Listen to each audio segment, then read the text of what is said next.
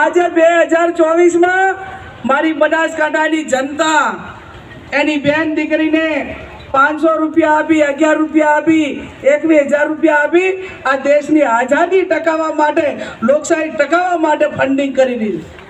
આ બેના વચ્ચે તફાવત છે, અને તફાવત છે એટલા માટે કરીને આજે હું તમને બધાને ખાતરી આપું છું, અને ગીતાની સાક્ષીએ, સંવિધાનની સાક્ષીએ ખાતરી આપું છું.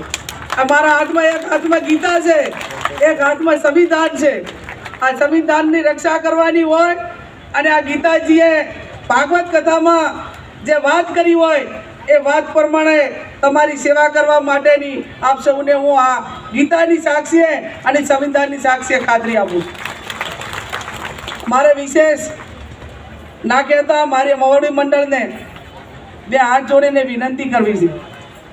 આજે મારું શિષ્ટ નેતૃત્વ બેઠું છે. હજી ઘણા બધા 7 તારીખ સુધી રંગો આવવાના છે, ઘણા વધુ રેલમ છેલ કરવાના છે, પણ શિષ્ટ નેતૃત્વને બનાસકાંઠાની જનતા વતી ખાતરી આપું છું કે અહીંયા બનાસનો કાંઠો છે કે એની અસ્મિતા માટે, એની આઝાદી માટે ગમે તો ગમે એટલી લોભને લાલચું આપે, પણ મારો બનાસકાંઠાનો મતદાર એ કોંગ્રેસ પાર્ટીને ક્યાંય આંચ નહીં આવવા દે એની પણ આપ સૌને હું ખાતરી આપું છું. હું ધારાસભ્ય તરીકે અત્યારે 2027માં મારી મુદત પૂરી થાય છે. મારા લોકસભાની ચૂંટણી મેં અગાઉ કહ્યું એ પ્રમાણે આ બનાસકાંઠાની આઝાદી માટે લડવાની છે, અને બનાસકાંઠાની આઝાદી માટે લડવાની છે. ત્યારે મારા રા નવગણ દેવા ભાઈઓ બેઠા હોય, મને ઘણી વખત એમ કે જ્ઞાનીબેન રાત દિવસ તમે એકલા પ્રવાસ કરો છો, તમે પોલીસવાળાના પાસે સિક્યુરિટી માગી લો.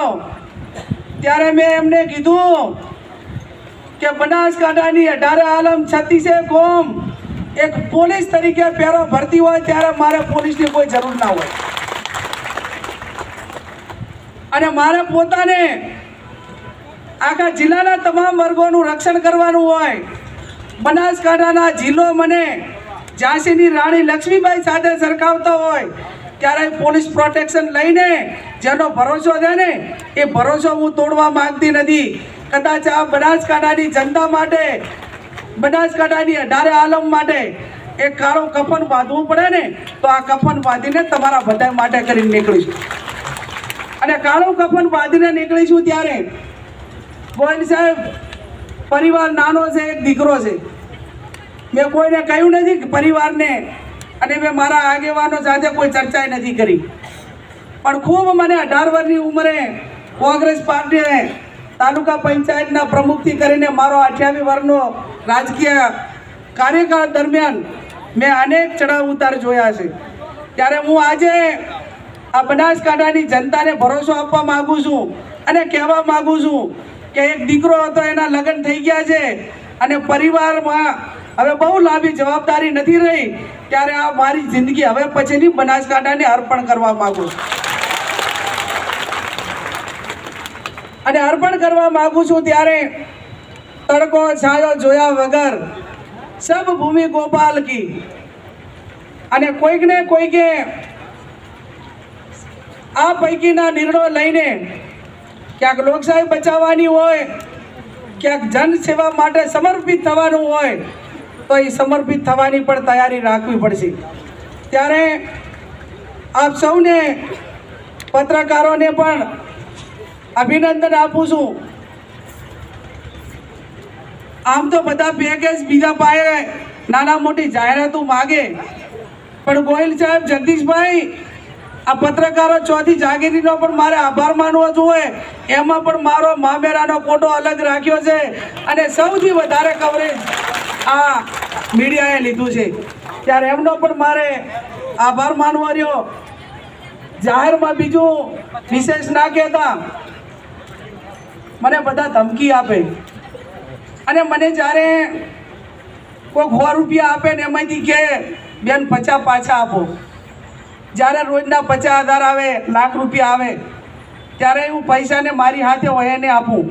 અને છાતીમાંથી હાથ મૂકીને રાતે વિચાર કરું, હે ગેડી, તો એક ગરીબ ઘરની ઝોપડામાંથી આવતી દીકરી આજ આખો જિલ્લો તારા ઉપર ભરોસો રાખીને બેઠો, અને તને જ્યારે નેતા બનાવે છે ને ત્યારે તારી ખાનદાનીમાં કાંઈ વોટ ના આવે ને, એવી મા જગદંબા, હે ધરણીધર, હે નડેશ્વરી માતા, હે અંબાજી, ક્યાંક મારા જિલ્લાએ, મારા નેતૃત્વએ મારા ઉપર ભરોસો મૂક્યો ને, એ ભરોસાને ડગવા ના દેજે.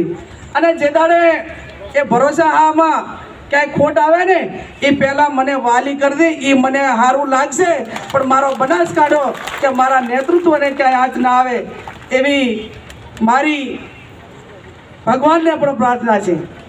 ત્યારે મારે વિશેષ નથી કહેવું, બોલ સાહેબ, પણ જ્યારે ગામડે ફરું ને અને લોકો ફૂટ ને હાર પહેરાવે ને, ત્યારે એમનું ઋણ મારા ઉપર છે. અને ઋણ એટલે લોકસભા એટલે નાની વસ્તુ નહીં, બેટીઓ ખસી જાય છે, પણ તેને ટિકિટ નથી મળતી. અને આ બનાસકાંઠાની પ્રજાના ભરોસે જ્યારે મને ટિકિટ આપી દે ત્યારે હે ભગવાન કૃષ્ણ કનૈયા, મારી નાવ તારજે અને મારા બનાસકાંઠાને સુરક્ષિત રાખજે, એની ભાઈચારાની ભાવના રાખજે. આટલું કંઈ વિરમું છું. જય હિન્દ, જય ભારત. ધન્યવાદ બેનબા. હવે આપણે ઘણા બધા મિત્રોને વિઝ્યુઅલ લેવાના છે, એટલે એક નારો બોલાવશું, બનાસની બેન, મારી બેન, બનાસની બેન. આભાર વિધિ પાલપુરા તાલુકા કોંગ્રેસ સમિતિના પ્રમુખ તરીકે કરશે. બધા રેલી સ્વરૂપે કલેક્ટર ઓફિસ આવે એવી વિનંતી.